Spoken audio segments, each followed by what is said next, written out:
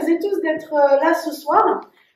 C'est vrai que du coup cette formation rentre dans un travail qui est mené depuis plus d'1 an en fait sur la CPTS du Pays de Lunel, avec le docteur Yvan Mila, avec Kuder Alaga, le pneumologue à Lunel, avec le docteur Cédric Alina aussi, Romain Masséli, Denis Kaziak, avec l'objectif à la base, nous, dans le cadre de la communauté professionnelle territoriale de santé, on a 5 missions. Et l'une de ces missions, et dans laquelle rentre le protocole de l'apnée du sommeil, c'est sur la qualité et pertinence des soins. Donc c'est vrai que le travail qui va vous être présenté ce soir rentre en fait dans cet objectif, la question de l'harmonisation des pratiques, du repérage et de l'orientation des patients, et puis de faciliter les relations entre les médecins traitants, médecins généralistes, et puis les professionnels spécialisés dans l'exploration du sommeil sur le territoire. Je ne vais pas m'étendre beaucoup plus. Là, pour ce soir, donc, Kuder Alaga va faire une formation, une présentation sur l'apnée du sommeil pendant 1 heure. Et puis ensuite, Yvan Mila, le docteur Yvan Mila présentera le protocole sur lequel un travail a été mené cette année. Et puis après, on vous parlera de la campagne de dépistage qui va être lancée en avril. Donc là, on va parler premièrement de la définition au centre d'apnée du sommeil.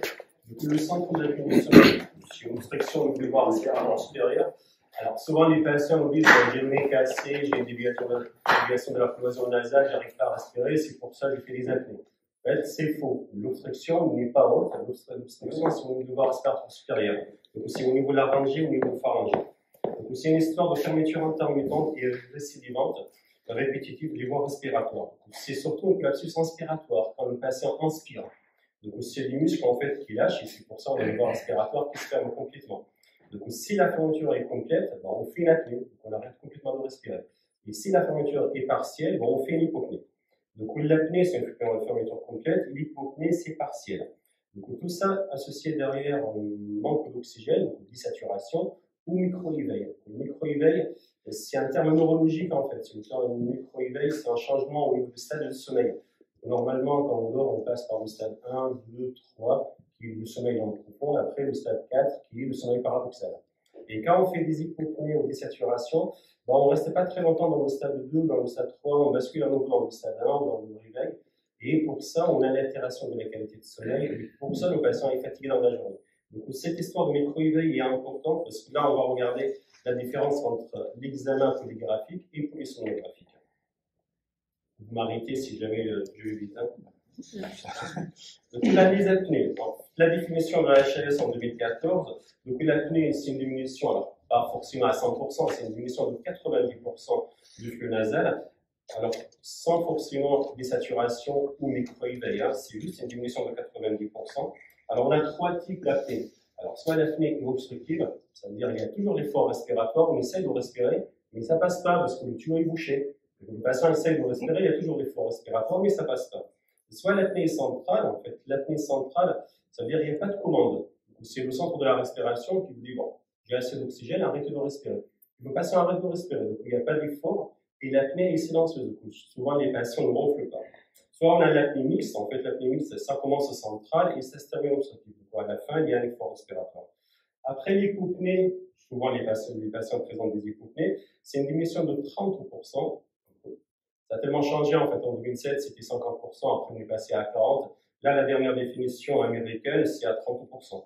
En France, on reste sur une recommandation de 2007 qui est restée à 50%. Mais bon, la définition actuelle, c'est 30% de diminution du flux nasal, associée soit désaturation, soit micro-éveil. Il faut quelque chose derrière. Le dernier élément, là, on en parle un peu, c'est les mouvements respiratoires, qu'on l'appelait à l'époque la résistance des voies respiratoires supérieures. En fait, c'est une diminution au moins de 30% avec des saturations, ou une diminution de plus de 30% mais sans désaturation, sans micro-éveil. Alors, la sévérité de syndrome d'apnée du sommeil. Là, on fait tous des hypopnées, hein. Les apnées, c'est rare, mais les hypopnées, on fait des hypopnées. Jusqu'à 5 par heure, c'est normal. De 5 à 15, c'est léger, le syndrome d'apnée du sommeil léger. De 15 à 30 par heure, hein, par heure de sommeil, c'est modéré. Au-delà de 30, ça devient sévère. Du coup, l'autre, c'est somnolence, on va y revenir tout à l'heure. Il y a des questionnaires pour estimer le degré de somnolence, là on va en revenir tout à l'heure. Donc ça c'est un exemple de syndrome d'apnée du sommeil, de l'apnée obstructive. Donc là vous voyez là en rouge, en fait là en rouge c'est le flux nasal. Donc le patient inspire, ça monte, il expire, ça descend, et là on arrête complètement de respirer. Donc là c'est lumière. Et qui est intéressant de regarder en haut. Donc en haut c'est l'effort respiratoire. Donc en jaune c'est le sangle thoracique et en vert c'est le sangle abdominal. Donc quand on inspire, on expire, ça va ensemble. Et quand on fait une apnée, quand c'est bouché, en fait, il y a une position de phase. Le patient essaye de résister, donc on gonfle le thorax et on lui gonfle le ventre. Et pour ça, il y a une position de phase qu'on voit ici. Et quand l'obstruction, là, s'arrête ici, le patient reprend la respiration et souvent il y a le ronflement. C'est surtout la reprise brutale à la fin qui alterne l'entourage. Et derrière, on revoit que là, le thorax et le ventre, ça va ensemble. Donc il y a cette opposition de phase qui est caractéristique de l'apnée de sommeil obstructive. Et là, vous voyez ici donc la saturation en oxygène. Si vous voyez là, on est à 96%. Et quand on fait l'apnée, donc ça chute jusqu'à 80%. Donc à chaque fois qu'il y a l'apnée, ça tombe et on reprend la respiration, ça remonte. Donc ça, c'est une page de 5 minutes. Et si on écrase toute la nuit, là, vous avez ça. Donc ça, c'est un syndrome d'apnée du sommeil très sévère. Hein. On a un index API supérieur à 80. En fait, c'est ici le rouge qui est intéressant. On regarde la saturation en oxygène. Là, on démarre la nuit à 90%, même là, ici, on est presque à 100%, à 95%. Et quand on fait des apnées, ça chute et ça remonte. Donc là, ça chute à 90%, et là, vous voyez ici, on peut tomber très bas jusqu'à 50%. Et quand on traite l'apnée de sommeil, on revient comme ça. Donc, comme ça, c'est pas tout à fait normal ici, hein, parce que là, vous voyez, ça descend toujours, c'est IP. Mais on a corrigé pas mal ici. Et la saturation moyenne, on revient à 90%, à 92%. Qui est notre objectif de traitement, hein, c'est surtout corriger la désaturation et l'index API. Alors là, je vous montre un exemple de syndrome d'apnée de sommeil positionnel. En positionnel, on fait une apnée des apnées ou des hypopnées en position dorsale. Quand on est sur le dos, on a la langue qui revient en arrière, on dit qu'on revient en arrière, et la base de la langue qui comprime les voies respiratoires. Donc là, en rose, en fait, c'est en position dorsale. Et là, quand vous voyez la saturation ici, donc la ligne est bien épaisse, donc là, il y a des saturations. Et quand le patient passe en vert, en fait, en vert, c'est la position latérale gauche. Et là, on est à 90%, supérieur à 90%. On bascule sur le dos et à nouveau, il y a des apnées. Là, on met sur le côté, là, il n'y a pas d'apnée. Donc ça, c'est un syndrome d'apnée du sommeil positionnel isolé. Donc ça, c'est important parce qu'il y a des traitements positionnels qu'on peut proposer à ces patients quand c'est isolé. Après, des fois, les patients font des apnées de sommeil, comme ici, et quand on passe sur le côté, ça ne se corrige pas complètement. Il y a toujours des apnées, mais moins importantes que en position dorsale. Ça, c'est un exemple d'hypopnée. Donc, l'hypopnée, comme je vous ai montré tout à l'heure, c'est linéaire. Et là, c'est pas linéaire, c'est une diminution de 30%. Derrière, ici, il n'y a pas de manque d'oxygène, il n'y a pas de désaturation. La désaturation ici, hein, c'est une barre rose. C'est une diminution de 3% de saturation. Là, il y a un micro-éveil. Donc là, c'est une polysomnographie. Et comme il y a un micro-éveil à la fin, on peut le compter comme hypopnée. Et là, ici, hypopnée. Donc ça, c'est une diminution. Et là, on voit la résistance ici, en fait, qu'on appelle le plateau. Donc, quand c'est plateau, en fait, c'est le patient, quand il essaye de respirer, ça se bloque à la fin, on fait pas. Et là, pour ça, on voit une limitation de débit. Donc, ça, c'est une hypopnée obstructive. Là, c'est un exemple d'hypopnée plutôt centrale. En fait, centrale, on a le fond respiratoire ici. Donc, le patient inspire, expire, ça, c'est le fond respiratoire. Donc, ça monte, on fait plus d'efforts, ça descend. Et là, on fait une hypopnée, on manque d'oxygène et ça remonte.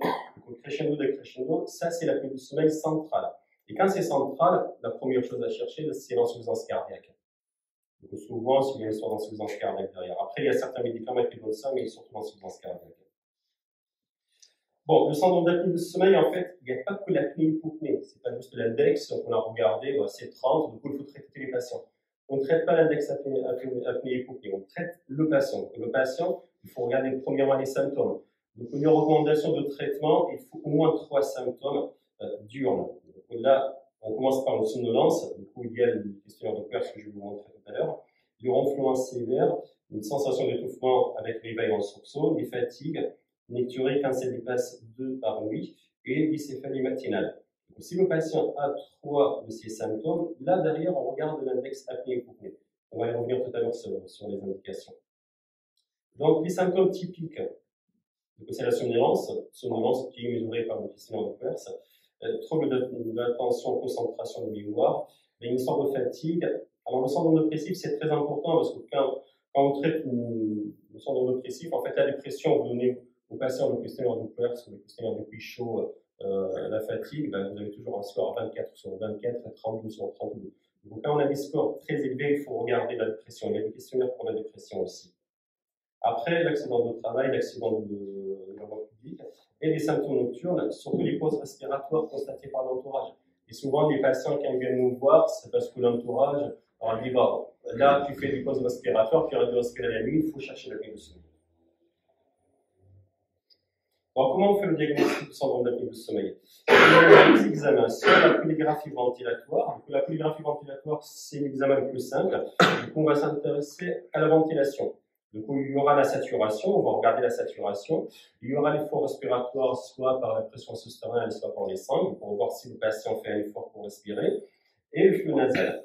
Donc là, le problème, c'est un examen de dépistage. Donc, c'est pas très sensible, c'est pas très spécifique, c'est sensible, mais c'est pas très spécifique. Parce qu'en fait, l'enregistrement, ça va durer par exemple de 22 heures jusqu'à 6 heures du matin. Donc, il y a 8 heures de sommeil. Et quand on compte les apnées, les hypopnées, s'il y en a 400, on va diviser les 400 par 8 heures. Mais on ne sait pas si le patient dort 8 heures, ou 5 heures, ou 6 heures. C'est pour ça, c'est pas très spécifique, mais c'est l'examen le plus simple. Ça rate pas mal d'événements. Et l'autre examen, qui est l'examen de référence, c'est la polysomnographie. En fait, la polysomnographie, il y a le côté ventilatoire et en plus, c'est l'électroencéphalogramme. C'est-à-dire, on va regarder les stades de sommeil, si le patient est endormi ou pas, et s'il y a des micro-éveils. Donc, ça améliore la sensibilité par deux choses. Premièrement, on ne va pas diviser les 400 apnées-hypopnées par 8 heures de sommeil, on va le diviser par 5 ou 6 heures, c'est la durée de sommeil totale. Et deuxième chose, on va regarder les micro-éveils. S'il y a une diminution de la respiration à micro-éveil, on va compter hypopnées. Chose qu'on ne peut pas le faire avec la polygraphie parce qu'on n'a pas les micro-éveils. On a surtout la saturation.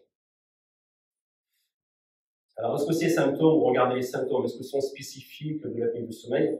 Bon, on regarde ici, en fait, ça a été publié il y a très longtemps, en 96, et après il y a un deuxième en 2016.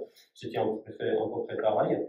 Donc là, on a évalué le risque de syndrome d'apnée de sommeil selon les questionnaires qu'on a.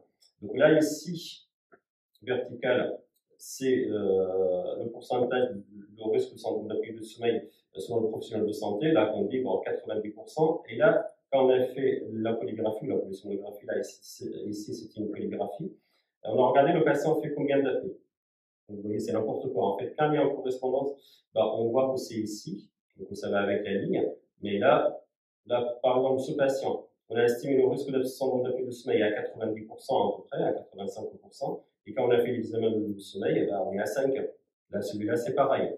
Là, ici, c'est un peu mieux. Donc, on a dit 85%, on a trouvé 60 apnées. Mais bon, il n'y a pas de correspondance. Donc, les symptômes ne sont pas typiques. Ça, c'est le questionnaire de somnolence, le questionnaire de Peirce. En fait, là, le questionnaire de Peirce, aussi, c'est pas très spécifique, parce que quand vous regardez, ça a été écrit premièrement, pour le somnolence, c'est pas pour le syndrome d'apnée de sommeil. Donc, là, quand on regarde en vert, on va manger l'après-midi, après avoir mangé, je pense qu'on fait une sieste. Donc là, c'est pas très spécifique. Mais 2, 3, c'est pas discriminant. Par contre, là, en rouge, c'est plus discriminant. Donc, quand on parle à quelqu'un, qui est du nez, c'est pas normal. Et derrière, au blanc, c'est pas normal. Quand vous le donnez aux patients, en fait, il y a plein de patients qui disent, bah, moi, je vais pas au cinéma, au théâtre, au public, du coup, je mets quoi? Je mets 0, je mets 1, je mets rien. Donc, c'est pas très spécifique, mais bon, c'est le seul questionnaire qu'on a. Et quand ça dépasse 11, bah, ça montre qu'il y a de l'apnée de sommeil et qu'il y a une somnolence sévère. La deuxième questionnaire, c'est le questionnaire de fatigue. Donc, l'asthénie, c'est le questionnaire de Quichot. Donc, là, le score, c'est 32. Quand ça dépasse 22, ça veut dire que c'est positif. Après, pareil, comme je vous disais tout à l'heure, les patients dépressifs, ils remplissent le questionnaire, ils ont tous 30 ou 31. Donc ça reste pas très spécifique. Il y a d'autres questionnaires, surtout le Stop-Bang et le questionnaire de Berlin. Alors, là c'est un deuxième questionnaire, ça ici peut-être le plus simple, c'est pas très spécifique, mais le plus simple, là on regarde l'obésité, si on a l'IMC supérieur à 30, ou le groupe. Là, c'est le ronflement, l'apnée, si l'entourage dit qu'il y a l'apnée, et si l'âge supérieur à 50 ans. Donc, si le score est supérieur à 5, ben, il est positif. Alors, est-ce que c'est sensible ou spécifique? Donc, ça, c'est un article qui a été publié en 2019. Donc, on a regardé la sensibilité et de la spécificité. Donc la sensibilité, ça veut dire quand le questionnaire on remplit et c'est positif, on trouve en combien et on est juste en combien. Donc quand on remplit pour 100 patients, donc le questionnaire de Berlin il est juste 65%, le Stop-Bank 81%, l'OSA 50 86%. Donc c'est pas mal.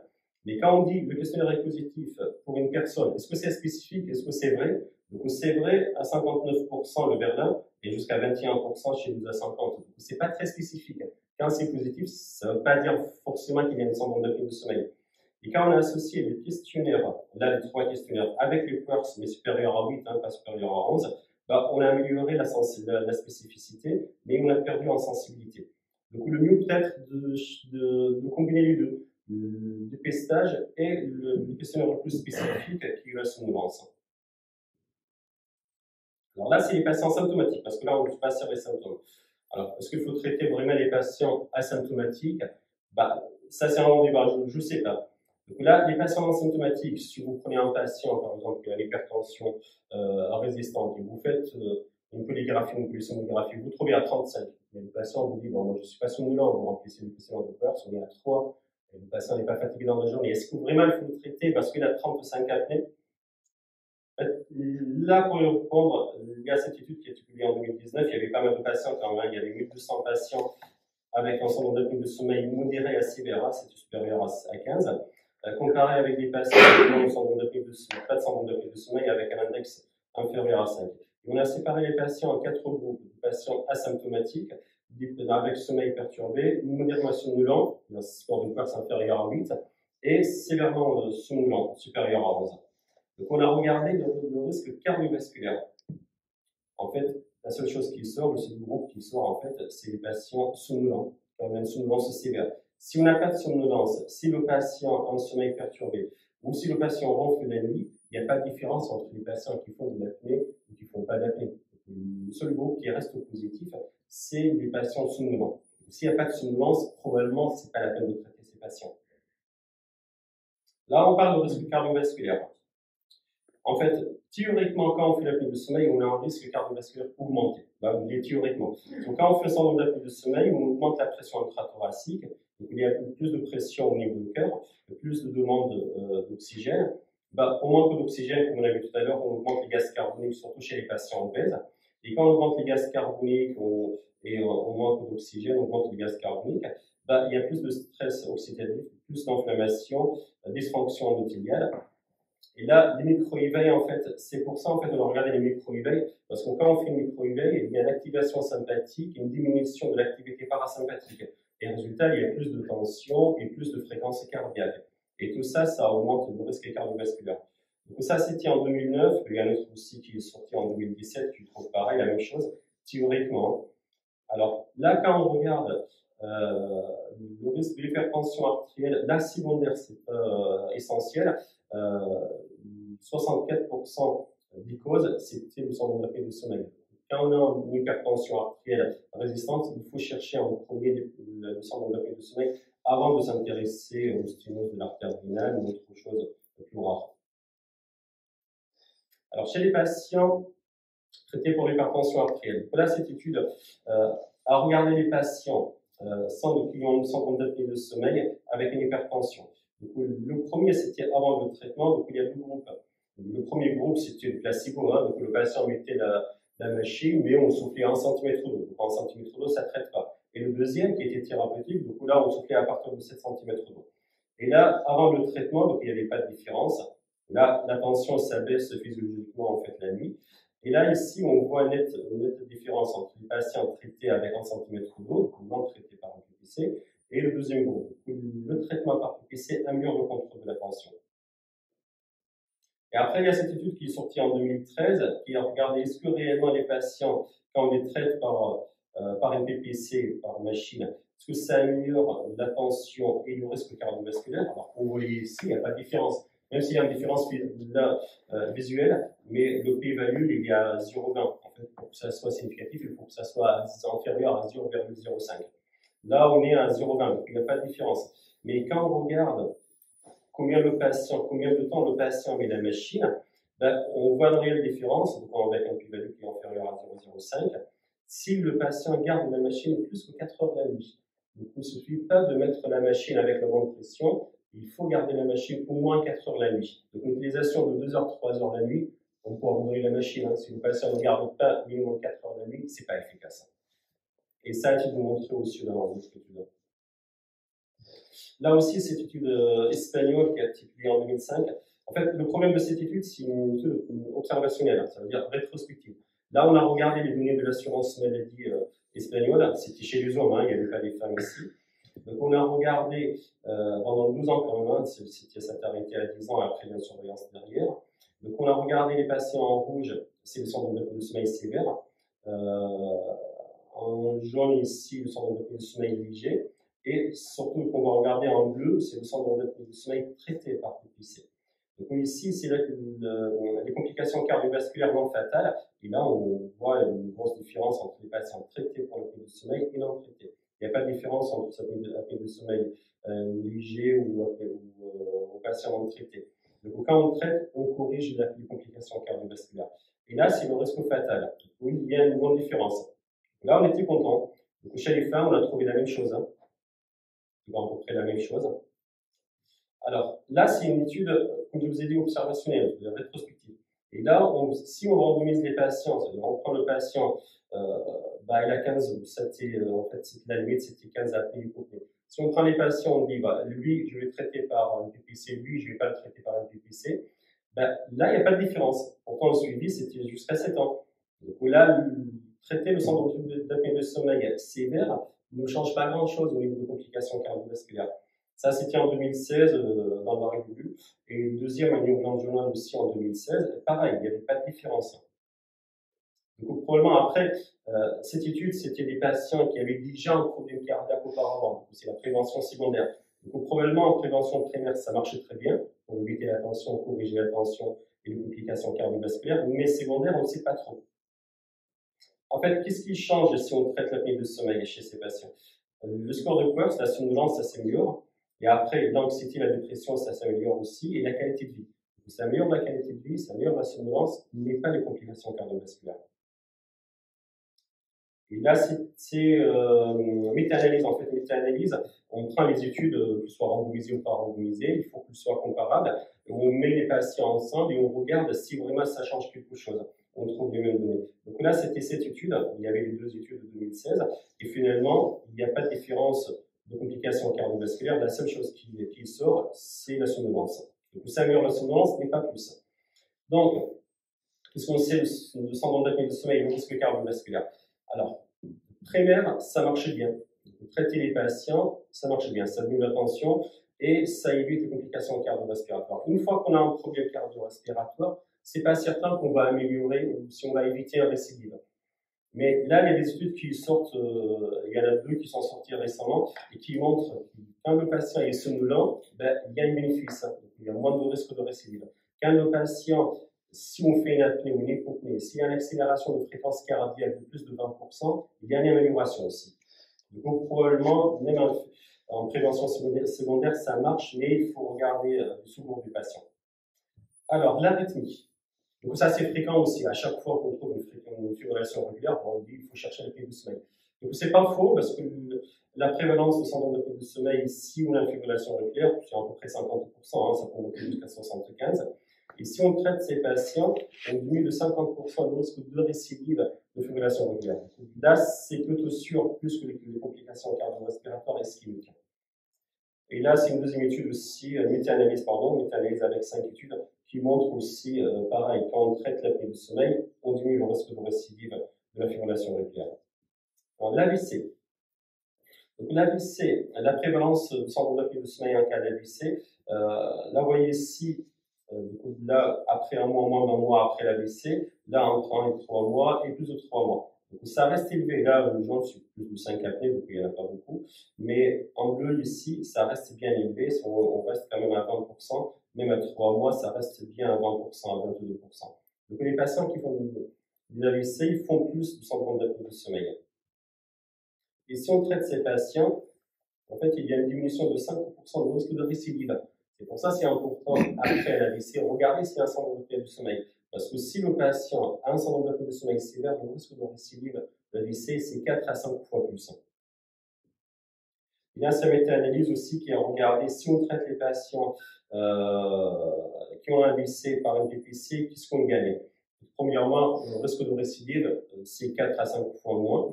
Deuxième chose, on améliore aussi les symptômes neurocognitifs. Et deuxième chose, après, les patients tolèrent bien la machine. Là, au début, vous ne voyez pas le chiffre précis, c'était à 5 heures en fait. Les patients, au bout d'un mois, gardent la machine 5 heures par nuit, mais au bout de 3 mois, on passe à 1 heure. Les patients gardent bien la machine, mais au bout de 3 mois, il y a un relâchement. Donc, c'est pas facile à convaincre les patients qu'ils gardent la machine, mais ça diminue le risque de 4 à 5 fois.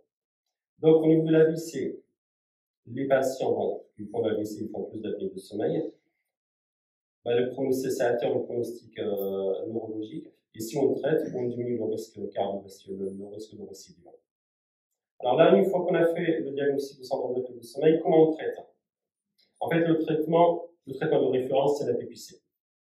Donc, comment on traite la PPC? Bon, la loi dit, comme je vous ai dit tout à l'heure, qu'il faut regarder premièrement les symptômes. Il faut avoir 3 de ces symptômes, et après, on regarde l'index apnée-hypopnée. Il y a beaucoup d'informations ici, mais surtout retenez que c'est 30 apnées-hypopnées par heure en polygraphie ou en polysomnographie si le patient est symptomatique. Si le patient est symptomatique, on fait une polysomnographie à partir de 15 apnées-hypopnées par heure, on peut traiter. Ou si le patient a un problème cardio-respiratoire mal contrôlé, à partir de 15, même en polygraphie, on peut traiter. Soit 30 si le patient est symptomatique, soit 15 avec facteur de risque. La PPC, c'est pas un traitement récent, hein, c'est depuis les années 80. Là, quand on réveille, du coup, le passage des voies respiratoires sont libres. Quand on dort, on a la langue qui revient en arrière, donc on bouge complètement les voies respiratoires, et c'est pour ça qu'on fait l'apnée. Donc, le principe de traitement, c'est mettre un masque au nez, soit sur le nez et la bouche, pour souffler de l'air et garder les voies respiratoires ouvertes. Là, c'est une IRM, là on regarde. Quand on met la PPC, on met 0 cm d'eau, du coup, gain stylose. Et quand on souffle à 5 cm d'eau, ça dilate. À 10, on fait plus, on fait mieux. Et à 15, on fait encore mieux. Du coup, ça dépend de la pression. Donc là, le dispositif que le patient garde la nuit, c'est dormir soit avec un masque nasal, soit facial, soit il y a de nouveau le masque narinaire. Alors, comment choisir entre les trois qui sont disponibles maintenant? Alors, premièrement, c'est avec le patient, il faut que ça soit toléré par le patient. Après, on a des données. Donc là, c'est l'endoscopie de sommeil entre le masque nasal et le masque facial. Donc ici, vous voyez l'épiglotte qui avance, la base de la langue qui revient en arrière quand on met le masque facial. Donc le masque facial, c'est pas l'idéal. Parce que quand on met un masque facial, on pousse son mandibule à l'arrière, donc il faut augmenter la pression. Le masque nasal est plus adapté. Là, j'ai une recommandation d'utiliser le masque nasal avant le masque facial.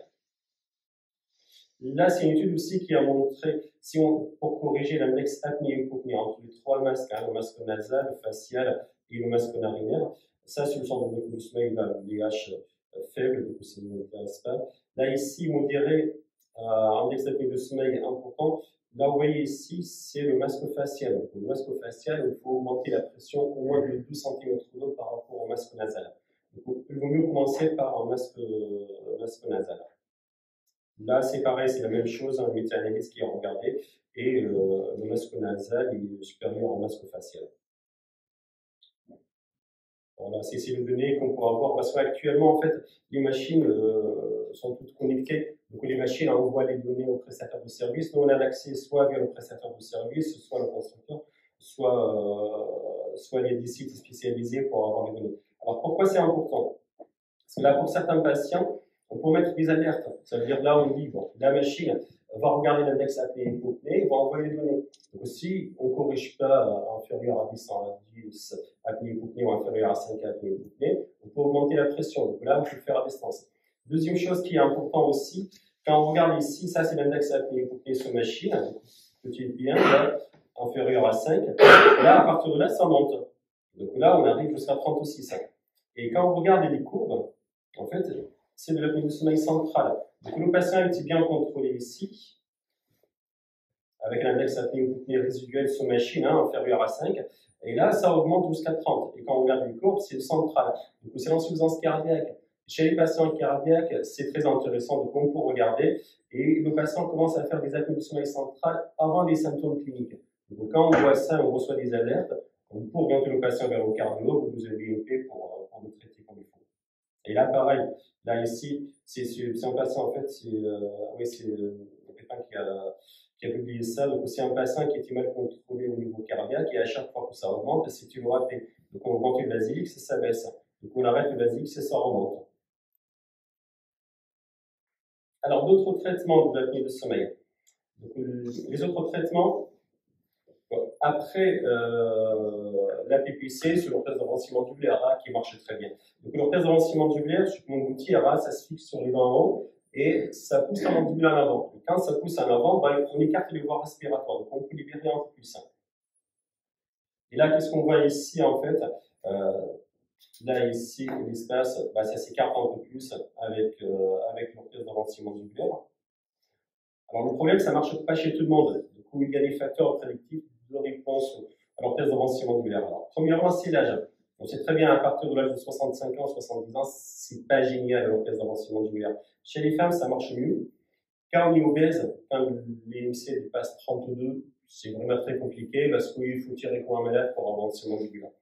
Et quand l'index hypopnée est très élevé aussi, ça marche très bien, ça marche pas très bien. Parce qu'en fait, l'orthèse d'avancement mandibulaire, ça corrige pas complètement les apnées comme la PPC. La PPC, vous mettez le masque, le lendemain, on tombe à 12 apnées ou 3 apnées. L'orthèse d'avancement mandibulaire, c'est un peu plus compliqué que ça, parce qu'il faut avancer en mandibule, il faut que ça soit en avancée importante. Et deuxième chose, on divise l'index apnée-hypopnée initiale par 2 à 3. C'est-à-dire, si on part de 30 ou de 40, on peut espérer tomber à 10 ou à 15. On ne tombe jamais à 2-3. Et si on part de 60, alors c'est pas la peine d'essayer l'orthèse, parce qu'au meilleur des cas, on va tomber à 20. Donc,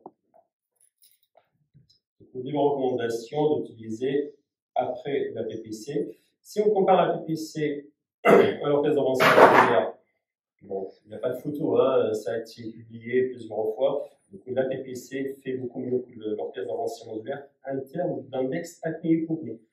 Après la somnolence, le risque cardiovasculaire, on va y revenir, là c'est autre chose. Mais pour corriger l'index apnée-hypopnée, la PPC corrige beaucoup mieux l'index hypopnée par rapport à l'orthèse d'avancement tubulaire. Et là, Philips qui a publié ça en 2013, on a regardé par rapport à la somnolence. Donc, la somnolence entre l'orthèse et la PPC, il n'y a pas vraiment de différence. Quand le patient porte bien l'orthèse d'avancement tubulaire, c'est à peu près comme la PPC pour la somnolence. Même en qualité de vie, c'est un peu mieux. Après, ça, c'était juste cette étude. Et quand on regarde méta-analyse avec une deuxième étude, la PPC est supérieure pour corriger l'index hypopnée et pour la somnolence. Donc, la PPC reste le traitement de référence. Alors, pour la tension, c'est autre chose. Pour corriger la tension, donc, il y a plusieurs études. Là, celui-là, c'était la première. Donc, on a regardé la différence entre PPC et orthèse d'avancement mandibulaire pour contrôler la tension et l'hypertension artérielle. L'orthèse, c'est un peu mieux. En fait, c'est pas une histoire d'efficacité, c'est plutôt une histoire d'observance. Parce que quand le patient met l'orthèse, il va le garder toute la nuit.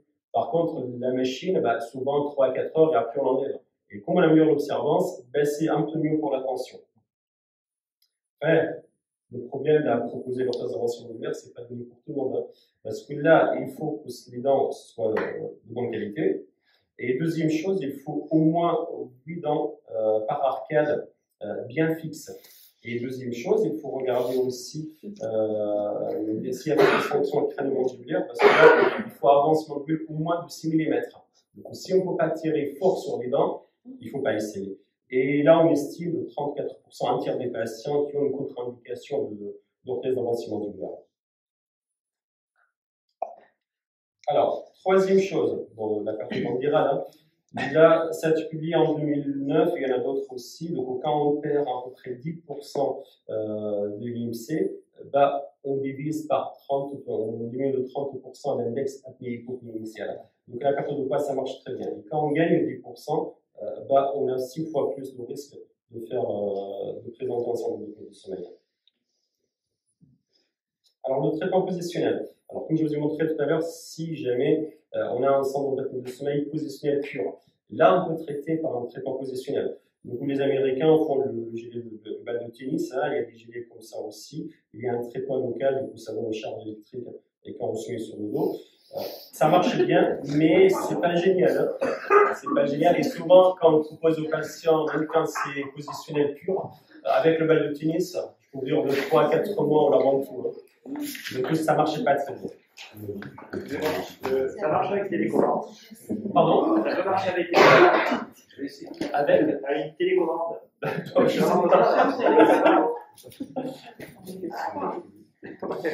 Et dernière chose, c'est les activités physiques. En fait, les activités physiques, c'est pas juste par rapport à surchargement viral, à la perte de poids. Alors là, cette étude n'a pas regardé s'il y a une perte de poids ou pas. Alors même s'il n'y a pas de perte de poids, les patients ont réduit de 30% quand l'index apnée initiale, même sans perte de poids avec des activités physiques. Et actuellement, on fait un protocole, c'est un protocole qu'on fait en France. On regarde les patients moins de 75 ans, si l'index apnée est supérieur à 30, on randomise les patients en deux groupes, soit avec PPC seul, soit avec PPC, une réhabilitation à l'effort. Et là, on a les résultats à 3 mois et il y a une diminution de 30% chez les patients de réhabilitation. Et je pense que j'ai terminé. Je ne sais pas si vous avez des questions ou des questions à la fin. Une petite question. Dans les préventions de maladies cardiovasculaires, primaires, secondaires. En fait, primaire, ça veut dire le patient n'a pas une hypertension artérielle, il n'y a pas de cardiopathie ischémique. Donc là, on fait le patient est symptomatique, c'est pour ça qu'on fait l'examen, la polygraphie, la polysomnographie, mais on trouve un index supérieur à 30. Si on le traite, il y a moins de risque de développer une hypertension artérielle, une arythmie, une cardiopathie ischémique. La prévention secondaire, ça veut dire que le patient a déjà une hypertension, une cardiopathie ischémique, et on cherche la l'apnée du sommeil pour éviter une récidive de la fibrillation ou une aggravation. Et ça, c'est moins sûr. Mais bon, je pense que pour les patients bien symptomatiques, s'il y a une accélération cardiaque derrière l'apnée, ça vaut le coup. Voilà, c'est la différence entre les deux. C'est héréditaire? Alors, pas vraiment. Alors, pas vraiment, c'est pas confirmé, mais il y a des études espagnoles qui montrent qu'il y a une relation à peu près 15% héréditaire. Mais souvent, c'est la surcharge virale. Mais il y a une notion héréditaire aussi, mais c'est pas le plus fréquent. C'est pas comme l'asthme, hein. L'asthme, il y a une fréquence héréditaire, mais celui-là, non, pas trop. Les enfants? Alors, les enfants, je ne fais pas les enfants, mais effectivement, oui, ils font des apnées de sommeil. Après, la définition de syndrome d'apnée de sommeil chez les enfants, c'est pas comme chez l'adulte. L'adulte, à partir de 5 apnées par heure, on dit un syndrome d'apnée de sommeil. De 5 à 15, c'est léger, ça reste léger. Les enfants, c'est à partir de 1. Et donc, à partir de 5, on parle d'un syndrome d'apnée de sommeil sévère. Donc, normalement, les enfants ne font pas beaucoup d'apnées. Même à partir de 12 apnées par heure, on parle d'un syndrome d'apnée de sommeil. Oui, les enfants font, mais souvent, c'est une histoire vraie. Hein. Souvent, les patients, les enfants. Mais à l'âge adulte, je n'ai pas parlé de la chirurgie. En fait, la chirurgie, c'était à la mode il y a une quinzaine d'années, une vingtaine d'années. C'était des chirurgies lourdes et ça ne corrigeait pas le problème d'apnée de sommeil. Et finalement, les patients faisaient des fausses routes derrière. Donc, on a abandonné depuis une dizaine d'années, on a arrêté complètement. Là, on revient un peu. On revient un peu parce qu'on fait l'endoscopie de sommeil. En fait, l'endoscopie de sommeil, on envoie le patient avec des propofol et on passe une nasofibro pour regarder si l'obstruction est causée par l'épiglotte ou par les amygdales. S'il y a une cause qu'on peut le corriger par la chirurgie, on peut opérer les patients. Donc, c'est patient par patient. Mais la chirurgie a une petite place actuellement, ça revient.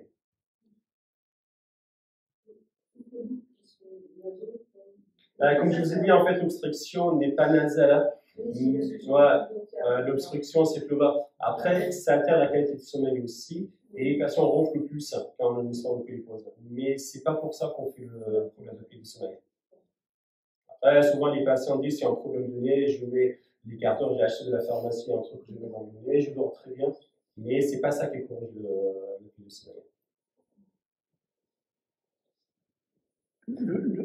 Question le fonctionnement de l'appareil, il se déclenche tant de rythme par minute? En fait, ça s'appelle PPC, c'est la pression positive continue. En fait, c'est la machine qui va souffler de l'air de façon constante. Vous inspirez, vous expirez, c'est la même pression. Donc, la ventilation non invasive nocturne, il y a deux types de ventilation. Soit la PPC, c'est la pression positive continue, c'est la même pression qu'on va souffler à l'inspiration et à l'expiration pour garder les voies respiratoires ouvertes. Donc, les machines, soit on paramètre la machine pour que ça souffle 6 cm d'eau, 7 cm d'eau toute la nuit, soit on fait l'appareil autopiloté. Autopiloté, c'est-à-dire on démarre à 4 cm d'eau. Et la machine va voir s'il y a une résistance en face, va augmenter la pression jusqu'à 11 ou 12. Donc on paramètre la machine 4 ou 12. On commence à 4, et s'il y a l'obstruction, la machine va augmenter la pression pour corriger l'obstruction. Après, il y a l'autre type de machine qui, c'est pas pour son apnée de sommeil, hein, c'est pour l'hypoventilation, pour les patients obèses. Ça, c'est une ventilation à double pression, qu'on appelle BLV. Donc, il y a une pression inspiratoire et une pression expiratoire. C'est notre algorithme. C'est la machine qui va détecter l'inspiration, l'inspiration et l'expiration. À l'inspiration, on va donner par exemple 5 et 15 cm d'eau. À l'expiration, on fait une résistance de 5 cm d'eau. Mais pour corriger l'apnée de sommeil, c'est juste une histoire de résistance. Donc on applique une résistance qui est variable entre 4 et 12 souvent. Souvent, on met autopiloté 4 ou 12. Après, c'est une histoire d'école. Hein. Dans le sud, on fait toujours autopiloté. Donc quand on démarre, on met autopiloté. Dans le nord, on met toujours fixe. On met 7, le patient revient avec les données de la machine. Si on a un index à apnée supérieur à 15, on augmente à 8. Et on voit le patient dans 3 mois. S'il y a toujours des apnées, on augmente à 9. On a tendance dans le sud à mettre autopiloté, c'est la machine qui va varier. Et après, nous, on voit, fait avec la machine nous donne des informations. Donc, à 95%, il va nous dire la pression que je donne, c'est 7 cm d'eau. Alors, soit on fixe à 7 cm d'eau, soit on va essayer de raccourcir un peu la fourchette. On met pas 4 ou 12, on met 5 ou 10. Oui, c'est la même pression à l'inspiration et à l'expiration. C'est pour ça qu'on appelle PPC. Ça, c'est en fonction. Ah, la machine, non, la machine est silencieuse. En fait, qui fait le bruit, c'est surtout le masque. Donc, quand le patient met le masque, en fait, les machines, alors soit on a des machines avec un circuit inspiratoire et un circuit expiratoire, soit c'est le même circuit. Et quand c'est le même circuit, il faut expirer. Et quand on expire, le masque a une petite fenêtre, qu'on appelle le masque en fuite. Et quand on le met, il va s'enfuir. Donc, ça fait un peu de bruit. Pas beaucoup, mais qui fait vraiment bruit quand le patient, quand le masque n'est pas bien étanche. Quand c'est un peu désadapté, bon, ça souffle beaucoup d'air. Il faut que le patient ait bien le masque, ça ne fait pas beaucoup de bruit. Mais la machine en soi, non, ça ne fait pas de bruit. Et pourquoi il les garde que 4 heures, il enlève après? C'est pas facile à dormir la nuit avec un masque. C'est-à-dire qu'ils ne dorment pas les 4 heures de...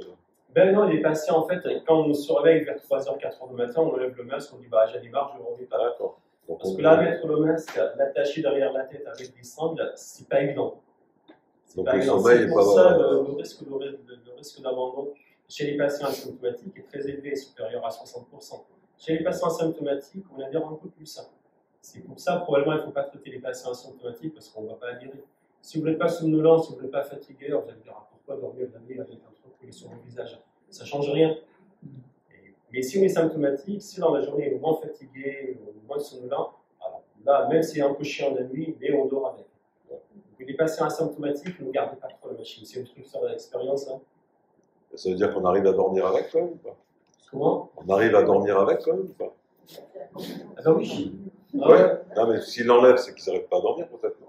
Alors, s'il enlève le masque, ouais. Il va refaire encore des apnées comme avant. Hein. Non, mais je suis bien d'accord, mais je veux dire, s'il a le réflexe de l'enlever 4 heures après, c'est que voilà. c'est qu'il dort pas. Pour ça, j'ai dit là tout à l'heure, si le patient ne garde pas la machine 4 heures la nuit, probablement il ne faut pas insister. Parce que si le patient garde la machine 2 heures, 3 heures la nuit, ce n'est pas efficace. Ça n'améliore pas la tension, ça n'améliore pas les complications cardiovasculaires, ça n'améliore pas les symptômes. Donc, soit le patient est capable de dormir la nuit avec le masque plus de 4 heures la nuit, là on garde, soit inférieur à 4, là il faut abandonner. Parce qu'il y a des patients qui abandonnent rapidement. Mais bon, souvent quand le patient est symptomatique, les patients adhèrent. Et le plus critique, c'est les 15 premiers jours. Quand on dépasse les 15 premiers jours, souvent les patients gardent.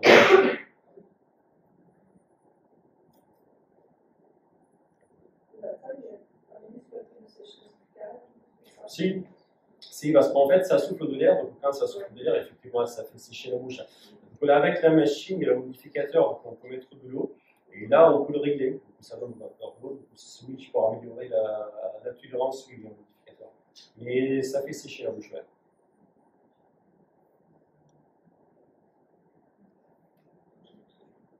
Bon, je te laisse la parole alors, Yvon. Ouais.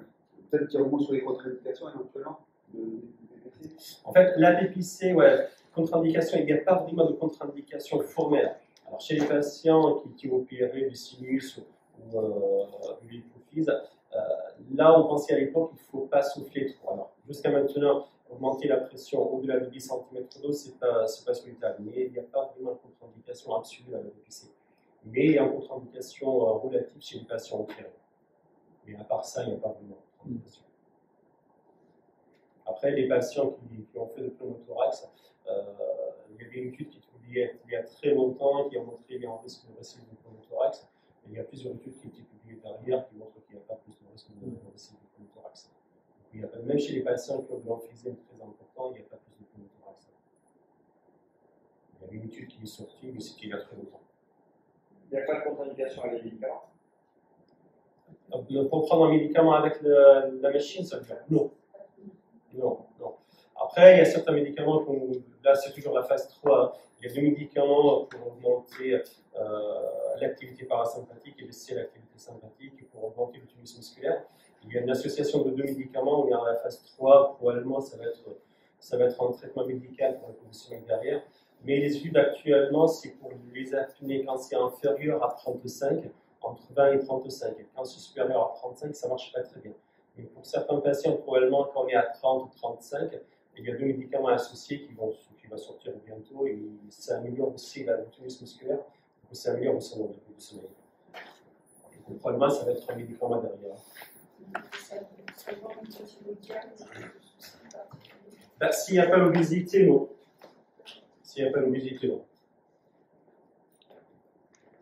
Est-ce qu'il y a des patients minces qui ont des pathologies? Il y en a pas mal, oui. Il y en a pas mal. Et chez ces patients, c'est très intéressant de faire endoscopie de sommeil. L'endoscopie de sommeil, il n'y en a pas beaucoup qui le font ici sur Montpellier.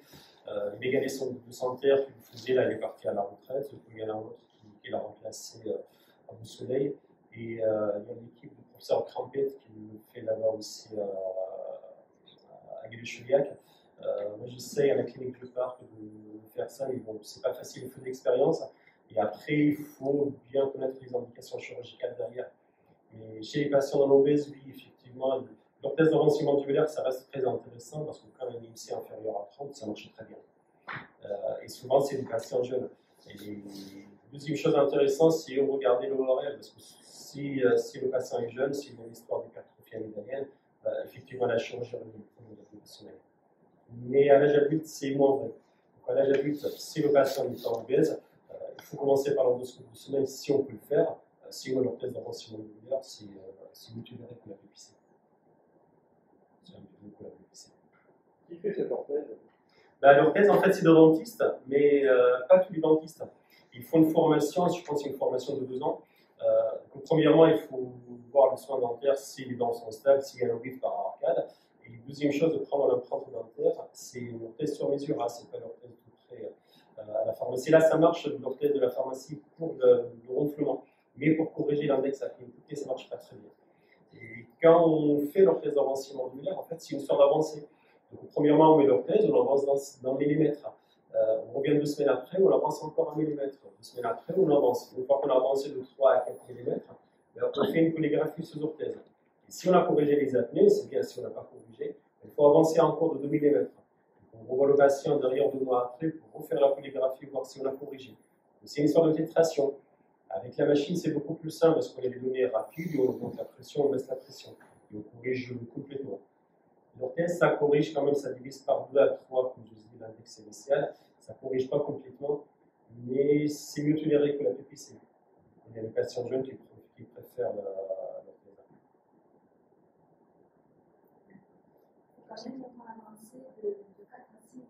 Oui, ouais, c'est vrai, tout à fait. Ouais. C'est pas mal, c'est beaucoup. C'est pour ça, en fait, le bilan initial chez les dentistes, vont regarder si on peut avancer le mandibule de 6 mm. Si on ne peut pas l'avancer que de 3 mm, on a mal, c'est la peine d'essayer l'orthèse. Parce qu'avancer de 2 mm, ça n'arrive pas le problème de la condition. Il faut avancer au moins 4 à 6 mm. Des fois, on est obligé de tirer à 8. Le problème de tirer à 8 mm pendant 2 ans, 3 ans, 4 ans, ça fait bouger les dents. C'est pour ça aussi les recommandations, c'est faire des radios dentaires, une panoramique, et le répéter tous les ans, et comparer s'il n'y a pas de modification des dents. Si ça bouge les dents, il faut abandonner et reprendre la machine. Et Et souvent, au bout de 5 ou 6 ans, si on tire de 6 mm, bah, on l'abandonne ou on passe par un PPC. Souvent, chez les patients jeunes, surtout si on est obligé d'avancer de plus de 6, on l'abandonne et on passe à le PPC. Ouais, ça fait beaucoup 6 mm. Ouais. Et c'est pour ça qu'on avance 1 mm par 1 mm. Toutes les 2 à 3 semaines, on avance. Au niveau de la sécu, c'est plus compliqué de switcher de l'orthèse avancée à la PPC. En fait, là, cette recommandation de 2017, il y avait un truc bizarre qui a sauté à la fin. Alors, on n'avait pas le droit de démarrer par l'orthèse avancée mandibulaire et proposer la PPC derrière, parce que la PPC ne sera pas remboursée. Donc, on avait l'obligation de démarrer par un PPC et confirmer que le patient ne tolérait pas la PPC, et après abandonner la PPC, passer à l'orthèse, et là, l'orthèse est remboursée. Par contre, si tu commences par l'orthèse et tu dis bah, ça ne marche pas, je passe par un PPC, il fallait attendre 1 an pour que le patient soit remboursé. Bon, c'est une histoire de billing, hein, parce que la PPC c'est beaucoup plus cher que l'orthèse. Et si on regarde, je pense que j'avais les chiffres. Ça, c'est toujours d'actualité. Alors, non, là, actuellement, c'est toujours dans la loi, mais personne ne regarde. Donc, si on commence par l'orthèse, le patient ne corrige pas ou le patient ne tolère pas, on peut passer par un PPC, c'est remboursé derrière.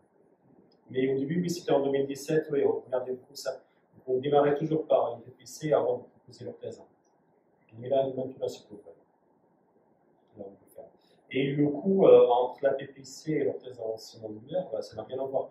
Si vous regardez les données de la sécurité sociale, la PPC présente à peu près 1 million par an. Et là, l'orthèse avancée mandibulaire, bien sûr, je ne peux pas en France, c'est juste dans le bureau. Et l'orthèse avancée mandibulaire, on est à 11 000. On passe de 900 000 à 11 000. L'orthèse, parce que l'orthèse, en fait, ça coûte à peu près 350 ou 348 €, et on le change tous les 2 ans. Et par contre, la PPC, c'est en forfait. C'est en forfait, il baisse le forfait, mais ça reste en forfait par semaine. Actuellement, je pense qu'on est à 19 ou 18 € par semaine. Du coup, ça coûte beaucoup plus cher. Donc, ça reste plus efficace. Et dans la région, il y a des dentistes qui... Ouais. Il n'y en a pas beaucoup, il y en a une dizaine, il y a la faculté dentaire, ils vous font beaucoup. Après, à Beau-Soleil, il y en a, à Montpellier, à Castillo, il y en a 5, 6 qui font un peu plus. Et si à Lonnais, il n'y en a pas. Il n'y en a pas ici à Lonnais.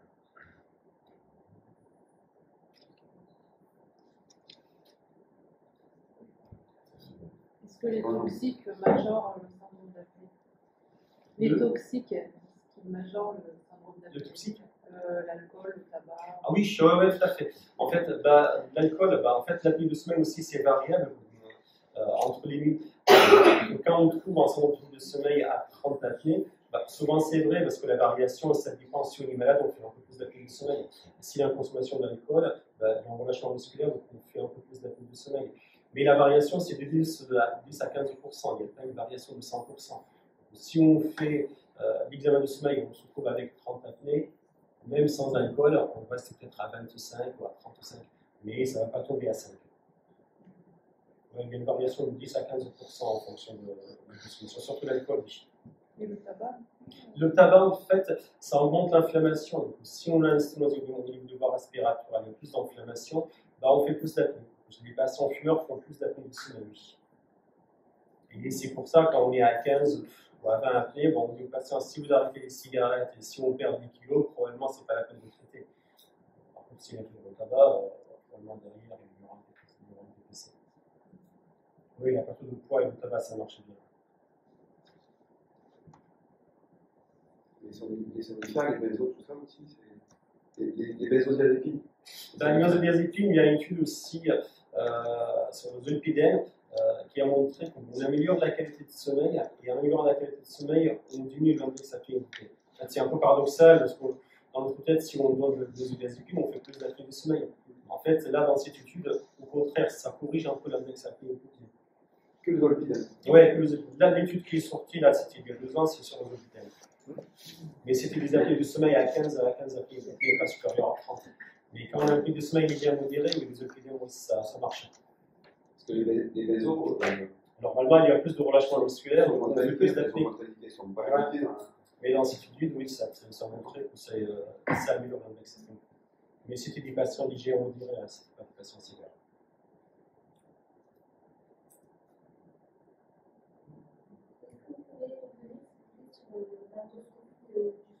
En fait, l'endoscopie de sommeil, on endort les patients comme pour la bronchoscopie bronchique ou la gastroscopie, c'est de propofol. Donc on injecte le propofol, le patient entre dans le sommeil, donc là, entre dans le sommeil 2 à 3, il n'y a pas de sommeil paradoxal. C'est pour ça, si on fait une polysonographie avec le patient, parce qu'il y a des patients qui font des apnées en sommeil paradoxal, et là, l'endoscopie de sommeil, on ne peut pas le voir parce que le patient n'entre pas dans le sommeil paradoxal. Mais le patient dort, et quand le patient dort, ben, on va voir l'instruction de devoir respiratoire. En fait, là, les deux recommandations qui sont sorties il y a un an et demi sur l'endoscopie de sommeil. Donc, si l'obstruction est circulaire, c'est-à-dire là, quand le patient dort, ben, on fait complètement le devoir respiratoire de tous les côtés, là, il n'y a pas de chirurgie à proposer. Si l'obstruction est plutôt latérale, là, probablement, il y a une indication chirurgicale. Si l'épiglotte revient en arrière, probablement, il y a une indication chirurgicale. Donc, il y a des recommandations avec le niveau de preuve, et des recommandations soit il faut une chirurgie, il ne faut pas une chirurgie, contre-indiquer la chirurgie. Donc, il y a des recommandations pour la l'endoscopie de sommeil. Mais on endort les patients et on regarde qu'est-ce qui se passe, pourquoi le patient fait la l'endoscopie de sommeil. Et en fonction aussi de l'obstruction, probablement, il y a une chirurgie derrière. Et ça, c'est récent, depuis un an et demi qu'on a les recommandations. Ça, c'est pas encore développé.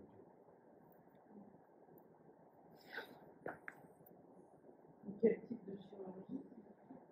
En fait, là, à l'époque, on avait l'épiglotte, les amygdales, et on faisait du laser au niveau du palais. C'est une chirurgie lourde, hein, et il y a pas mal de fausses routes derrière. Là, actuellement, en fonction de l'endoscopie de sommeil, on propose la chirurgie. Si c'est latéral, ça va être plutôt les amygdales. Si c'est l'obstruction antérieure, c'est plutôt l'épiglotte qu'on va enlever. Si c'est circulaire, il n'y a pas de chirurgie. Ça dépend de ce qu'on va trouver au niveau de l'endoscopie. Ce n'est pas la même chirurgie qu'on proposait à l'époque. Hein. Parce qu'à l'époque, c'était une chirurgie lourde, c'était une UVP, donc on enlevait pas mal de trucs. Et là, maintenant, on essaie de faire patient par patient, en fonction de l'endoscopie. Il n'y a pas de chirurgie sans endoscopie de sommeil.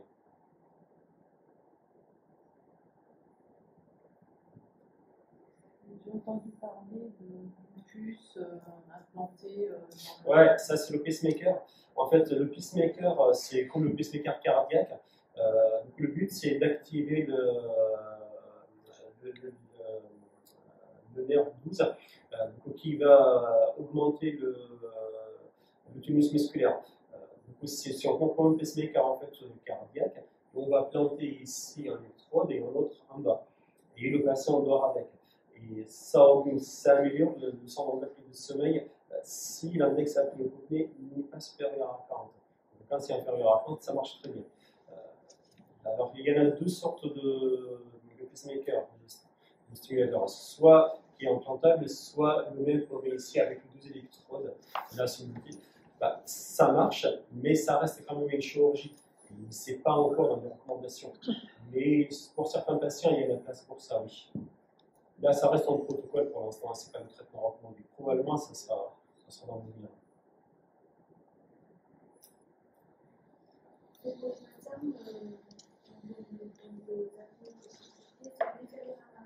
Ouais, il ne faut pas que ça soit très sévère. Il ne faut pas que ça soit très sévère.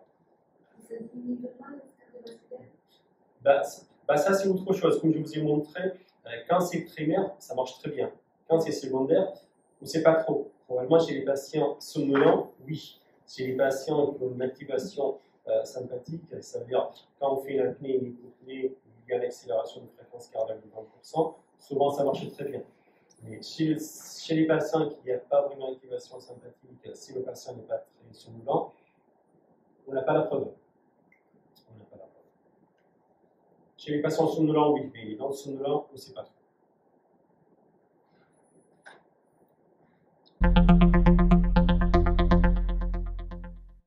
Le protocole qu'on a essayé de mettre en place avec les différents intervenants de la CPTS, on est parti du constat que probablement dans tous nos patients qu'on suit tous, que ce soit les pharmacies, les infirmiers, les médecins, tout ça, il y avait pas mal de patients qui n'étaient pas dépistés, pas suffisamment diagnostiqués.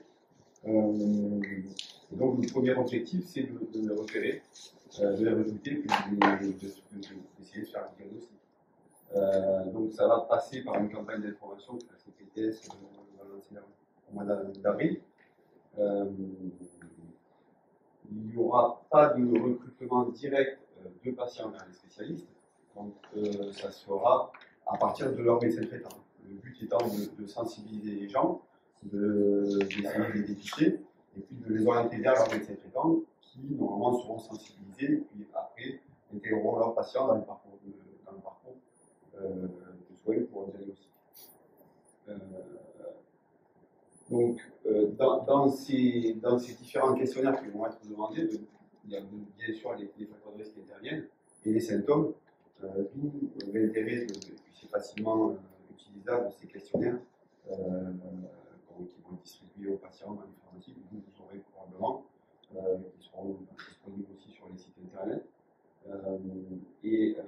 L'objectif étant que le médecin traitant arrive directement avec, parce que c'est une perte de temps quand même, au sein du cabinet de poser ces questions en plus de la consultation. On s'aperçoit que quand il y a quelqu'un qui vient pour un traitement, c'est du temps en plus. Donc si ce temps de dépistage peut déjà être fait en amont, le médecin traitant il aura déjà les questionnaires qui seront remplis, il dira tiens oui, là, il y a quand même des signes derrière, mon patient il a tel antécédent, on va peut-être aller rechercher une apnée du sommeil. Et à ce moment-là, nous, ce qu'on propose, c'est d'envoyer à chaque médecin et puis chaque professionnel de santé du territoire une liste de tous les médecins qui proposent de faire le diagnostic, soit par la polygraphie, soit par la polysomnographie. Alors, normalement, sur le MUDAC, il n'y a que les spécialistes qui font la polysomnographie. Et les généralistes, je crois qu'il n'y a que Xavier et Cathy, moi et Cédric, c'est ça? Essentiellement. Référencé après. Oui, il y a une liste, et les spécialistes, donc il y a les pneumologues de l'équipe de CUDER, Dr Touzerie, et puis les ORL qui font aussi du dépistage. Donc voilà l'arbre décisionnel. Donc en haut, ça commence par le repérage du patient, avec donc, les facteurs de risque et les symptômes, et en fonction du résultat, ça passe au combat par le médecin traitant, qui va confirmer ou pas en fonction des résultats du questionnaire, des antécédents et est-ce qu'il y a de la somnolence ou pas. Donc l'intérêt c'est de faire une fiche d'adressage qui sera disponible sur le site ou notre ADD à disposition sur les différents flyers. Et puis une orientation avec une liste de tous les médecins. Après, on va essayer de se mettre à disposition de tous les médecins, je pense que sont disponibles et vont rentrer dans ce protocole. Alors, c'est vrai que nous, je parle pour nous au niveau de la MSP5 juste, on ne fait que de la polygraphie. Il y a certains patients qui ne faudra peut-être pas nous adresser en première intention. C'est vrai que la polysomnographie, comme a dit Claire, est beaucoup plus spécifique. Donc pour des patients qui ont des gros symptômes, la polygraphie, on va pouvoir faire le diagnostic. Quand c'est un petit peu plus douteux, on peut passer à côté. C'est-à-dire que les patients vont devoir une première fois venir chez nous, on va avoir une polygraphie douteuse, on va se retrouver avec un score entre 15 et 30. Et un patient qui n'a pas des gros facteurs de risque qui poserait l'indication de mettre en place un traitement de suite. Donc on va devoir le réorienter secondairement aux spécialistes pour faire une polysomnographie. Donc je pense que si il y a un tableau qui n'est pas franc, peut-être adressé directement chez le spécialiste. Si par contre on a de forts doutes ou des gros antécédents, à ce moment-là, on peut voir les patients pour faire des polygraphies. La polygraphie, c'est assez. Nous, comment on l'organise, je pense que c'est pareil. Les patients viennent plutôt le soir parce que si on leur met en place le matin, il reste toute la journée pour venir avec l'appareil. Donc on les convoque le soir, on leur met en place l'appareil, c'est des assistantes médicales qui ont l'habitude de faire ça, qui le mettent en place. Elles vérifient que tous les questionnaires soient aussi joints au dossier parce que forcément, nous, on prend la décision avec les résultats des questionnaires, les antécédents et tout ça. Donc, c'est important que les patients qui ne sont pas suivis dans nos cabinets arrivent avec toutes ces informations parce que la prise de décision ne sera pas la même. Donc, on leur met en place le soir, ils dorment avec à la maison et puis ils le ramènent le lendemain et nous, on fait la lecture après. Et donc, en cas de polygraphie, soit on a un diagnostic qui est formel et nous, on pose l'indication et ensuite on oriente vers les prestataires de services. Soit on a un doute avec un index d'apnée hypopnée entre 15 et 30 et pas d'indication avec des grosses pathologies ou alors, on t'a parlé tout à l'heure des danger qui eux nécessitent un appareillage entre des 15 DH. Voilà. Et donc, bon, si on a un doute, ben, on va devoir faire confirmer par une polysomnographie. Donc, soit les neurologues, soit les pneumologues qui sont ici. Les chauffeurs poids lourds, c'est pareil. Oui, surtout les chauffeurs poids lourds. C'est 15 avec en plus l'intervention des médecins du travail. Et il y a des suivis spécifiques parfois sur le CHU aussi. C'est très particulier. Ouais, c'est particulier en fait. Chez ces patients, s'il y a une somnolence importante, souvent on est obligé de faire un TME. En fait, le TME, c'est le test de maintien de l'éveil. Le patient va, c'est au centre de sommeil qu'on fait ça, le patient va entrer, on fait le test 4 fois par jour. C'est une pièce, donc c'est une chambre au sol, avec une lumière faible, et on demande au patient de ne pas dormir. On va attendre 40 minutes. Et si le patient dort avant 12 minutes, vous le test est positif. S'il est positif 2 fois, donc il y a toujours une somnolence importante. Parce que là, le questionnaire de somnolence n'est pas très spécifique, c'est sensible, on peut le tester, mais pour on passe toujours par un TME avant de reprendre le travail. Et si le test est positif, ça doit passer un toujours somnolent et toujours un minimum d'index actif. Donc après pour les appareillages, et puis donc bien sûr les patients ne sont pas appareillés, puis après laissés dans la nature comme ça, juste il faut qu'ils soient recontrôlés. Nous, on les recontrôle quelques mois après, avec justement pour les spécialistes, ils sont QC, ils ne peuvent pas mentir, on sait s'ils ont mis l'appareil, s'ils n'ont pas mis, si c'est efficace, si c'est pas efficace. Souvent les prestataires, quand il y a des problèmes, d'ailleurs nous appellent avant, ils nous disent tiens, ce patient il y a un problème, il ne garde pas son appareil la nuit, c'est pas adapté, on essaie de changer, justement de jouer sur les pressions, de changer les masques, ils ont l'habitude, et puis des fois, nous l'avantage c'est que quand on n'y arrive pas, on passe à un spécialiste et des fois ils donnent des petites astuces pour essayer de régler les problèmes. Voilà, donc dans le dépistage, les professionnels de santé sont concernés. Je pense que là, il faut justement voir, peut-être en sous-pharmacien, des fois les gens, même chez les familles, les gens qui se plaignent la journée, j'ai sommeil, je mal la nuit, je suis fatigué. Donc des fois on a tendance à prescrire le somnifère et c'est peut-être plutôt un cercle vicieux. En fait, il ne va pas bien la journée parce que la nuit, il a un SAS, on donne un somnifère, on peut. Hormis le stimulus, mais on peut aggraver les choses, donc il faut avoir ça en tête. Donc ça c'est la fiche d'adressage patient.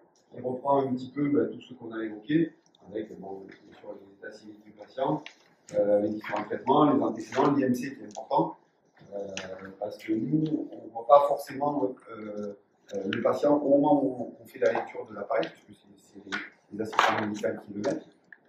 Si ce n'est pas un patient qui est du cabinet qu'on ne connaît pas, c'est important pour nous de savoir l'IMC, les antécédents. Donc ensuite, les différents symptômes qui rentrent dans les motifs d'inclusion.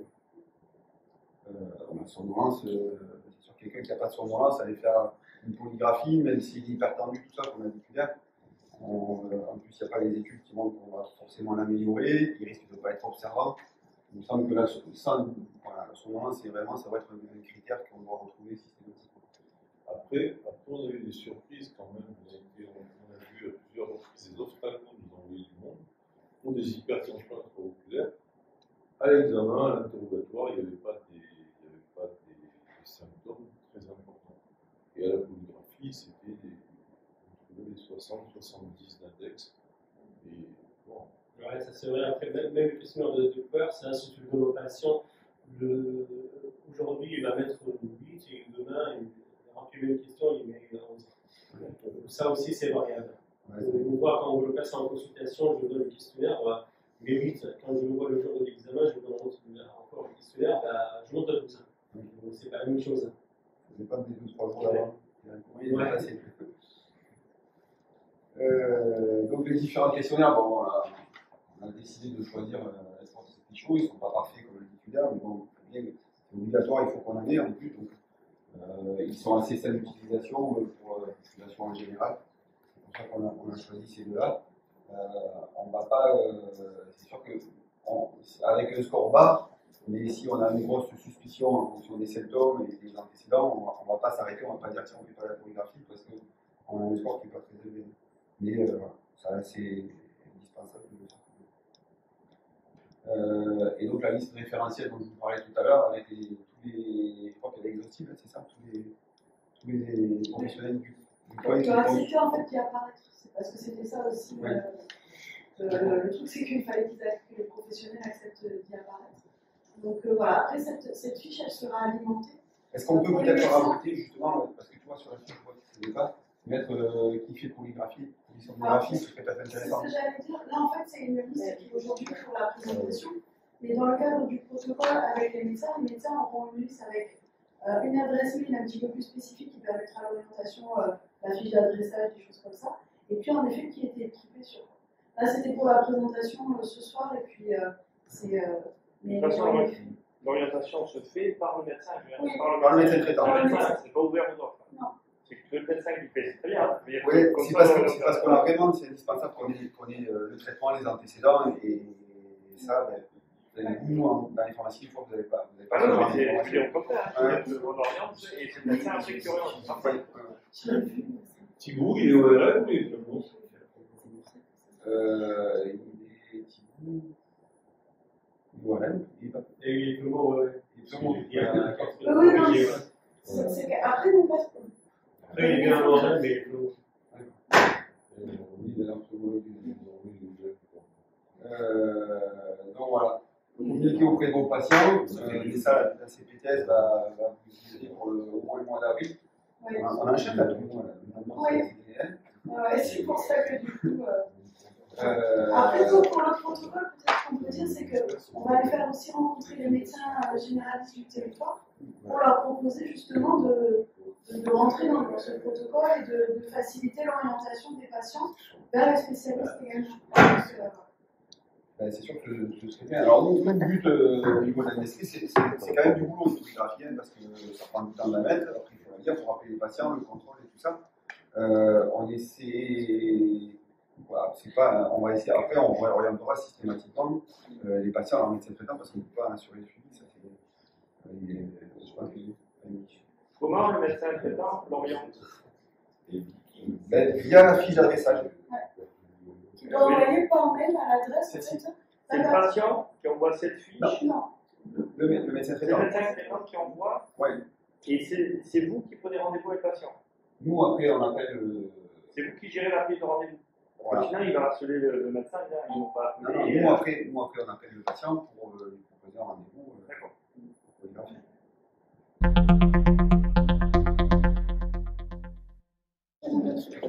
Du coup, on a travaillé sur une infographie et des petits flyers. En fait, à l'intérieur, vous avez les questionnaires, donc les Epworth et Stoltman. Et derrière, en fait, il y a l'identité du patient avec un QR code. Donc là, il y a aussi donc tout ce qui va. Je ne sais pas si tout le monde en a un. Peut-être que vous voulez.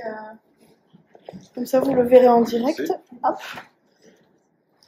Après, c'est sur le PowerPoint ici. Mais, voilà, donc l'idée, c'est que pendant tout le mois d'avril, tout le monde en a ou pas? Tout le mois d'avril, en fait, qu'en tant que professionnel, vous puissiez avoir ces documents sur vous. En parler aussi avec à vos collaborateurs, hein, bien évidemment, aux équipes avec lesquelles vous travaillez. Et donc, l'idée, c'est quand vous voyez une personne qui peut correspondre ou que vous connaissez qui soit présente des facteurs de risque, soit des symptômes, que vous puissiez leur proposer de répondre au questionnaire. Et puis ensuite, donc, de donner les coordonnées du médecin traitant, la tension artérielle, si elle est traitée ou non traitée, puisque du coup, ça fait partie des symptômes et facteurs de risque. Et donc, avec un QR code, donc la personne, soit elle prend ça, elle l'amène à son médecin traitant, et donc elle dit, bah voilà, j'ai un score qui pose question, et du coup, on m'a conseillé de venir vous voir pour explorer un petit peu plus par rapport à l'apnée du sommeil, ou alors c'est avec le QR code directement sur un questionnaire en ligne. Normalement, vous pouvez le flasher. Voilà. De... Et donc c'est un QR code qui est présent sur l'ensemble des affiches. Et ce QR code, il amène donc. Il amène sur le questionnaire numérique avec les deux questionnaires qui sont présents sur cette brochure.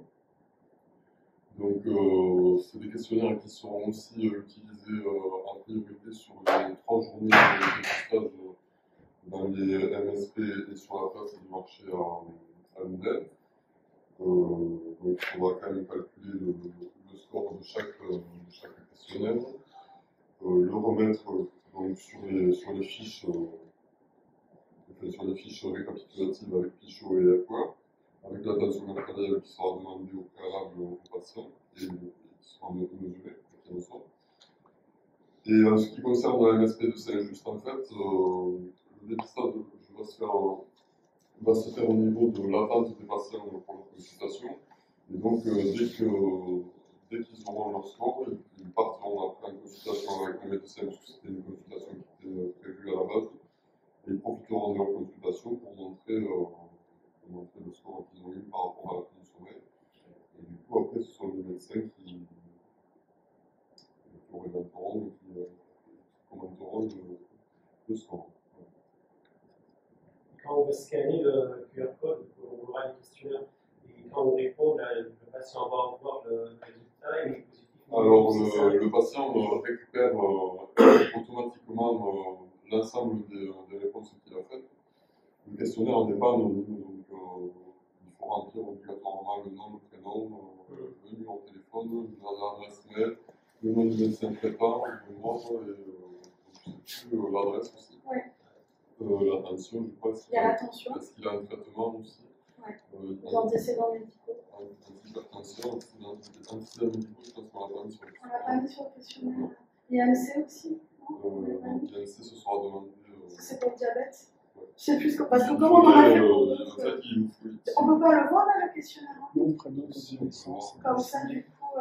Et après, nous, on passe. En fait, j'ai mis le QR code, c'est normalement que vous Oui, ça marche. Ouais. Ça fonctionne avec Alors, il ne faut pas le remplir parce qu'après, ça va. Là, c'est bon. Celui-là, c'est une version. Ça va vous fausser vos Parce que données. moi, je me fais engueuler après. Il n'y a pas Il m'engueule, il dit, il ne faut pas le remplir. Il y a pas les antécédents ni les. Non, bah, en fait, c'est sur le diabète où on a mis, Non, c'est ça. l'attention. Là, en fait, l'idée, c'est que ce soit envoyé. Nous, on l'accorde à la CPTS du Pays Lunel. On recevra aussi les mails. Comme ça, après, on peut réorienter vers le médecin traitant, le cas échéant. Et après, du coup, il y a aussi l'adresse du patient et du professionnel de santé, il me semble. Et le patient, à la fin, il a son score. Ouais. Et ça lui. Son score, lui, il n'arrivera pas à savoir si ça lui. En fait, on a mis si votre score est supérieur à 11. Voilà. Du coup, vous allez tomber sur cette page-là. On a mis le numéro portable du docteur Vidal.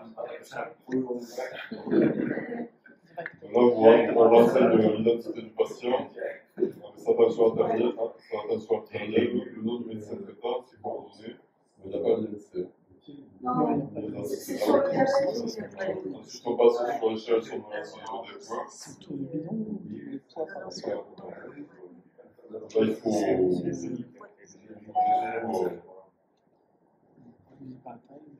Après, ça sera actif pendant le mois du dépistage. Et donc, c'est pour ça aussi que nous, les résultats, on s'engage la CPTS à contacter le médecin traitant avec les résultats qu'il y aura. On fera une extraction. Et que chaque patient recevra ses résultats aussi et pourra aller voir son médecin traitant avec les résultats. C'est propre à la CPTS de l'INEL, parce que vous allez avoir des gens à côté qui vont demander, qui vont regarder. C'est développé ici. Hein. Oui. Nous, on peut traiter que sur la CPTS du Pays Lunel. Et voilà, c'est un outil qui est développé par la MSP de Les Saint-Just. gens vous en parlent, alors c'est pas chaud, quoi. Après, il passe à la page 2 du questionnaire. Il faut avoir quand même répondu à toutes les questions. Sinon, vous ne passez pas à la page 2. Du coup, est-ce qu'il y a une justification Pardon. Est-ce qu'il y aurait une justification Est-ce qu'il y aurait une justification à rajouter l'IMC les antécédents médicaux? Ils le connaissent pas. Dans la discussion par rapport au diabète, Oui, parce qu'on fait la même chose sur le diabète. Voilà. Ce qu'on a dit sur l'IMC, c'est qu'on a peur qu'il ne soit pas juste pour la patient. Il ne prend pas vraiment le tour. On dit que si c'est le professionnel de santé qui prend le tour et qui va mesurer, on va avoir des vraies valeurs. Une peur qu'il y ait des valeurs qui soient un peu améliorées. C'est la discussion qu'on a eue quand on a fait la réunion. Par rapport à ça, et dans l'idée, donc, dans le dépistage du diabète, c'est qu'on a dit que c'était l'infirmier ou le pharmacien qui serait présent qui prendrait les mesures. Parce que déjà, on a l'habitude de prendre une mesure. Au moins, on peut prendre des valeurs un peu plus. Je le crois aussi quand même. pour ça que je pense que l'IMT peut être faussé si on veut remplir. Docteur Razi, je vous vois tiquer. Est-ce que... Non, je fais de bonnes balances. Donc, en fait, après, On va le tester. faire les résultats par. Je connais ma date de naissance. Je me suis même pas rencontré pendant Nous, en fait, on reçoit chaque répondant, on va recevoir toutes ses réponses aussi. Donc, je vois que la femme pour remplir. Non, je sais pas qui c'est pas. Ah, c'est vrai. La valeur 0, forcément, il n'y a pas de réponse. Ouais. Et donc, quand ce sera sur les marchés, on pourra l'imprimer directement et le patient pourra repartir aussi avec son document. Voilà, on a essayé d'évoquer tous les cas de figure en fonction des personnes, en fonction de ce qui va leur permettre, pour les personnes les plus âgées, peut-être repartir avec un papier sera plus sécurisant. Voilà. Donc, après, c'est un test cette année. On va voir aussi comment ça fonctionne sur un mois et on pourra mettre en place des choses peut-être plus pérennes sur la suite. Est-ce que les médecins pourraient former nos équipes? Est-ce que le docteur Razi et Mila pourraient passer dans nos pharmacies former nos équipes pour être un peu plus efficaces? Alors ce soir, les pharmaciens étaient invités, justement pour venir se former. C'est bien,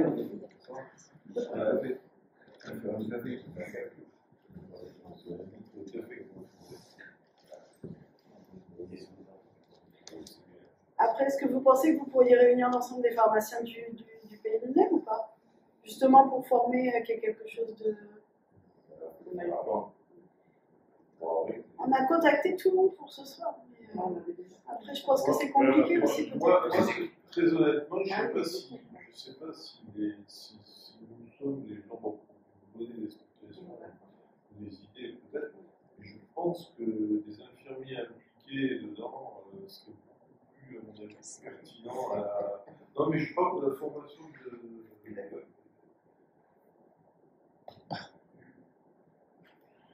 Nous, les infirmières, sont beaucoup plus là-dedans, et dans l'interrogatoire, à mon avis, elle vous expliquerait mieux que nous. Une idée comme ça.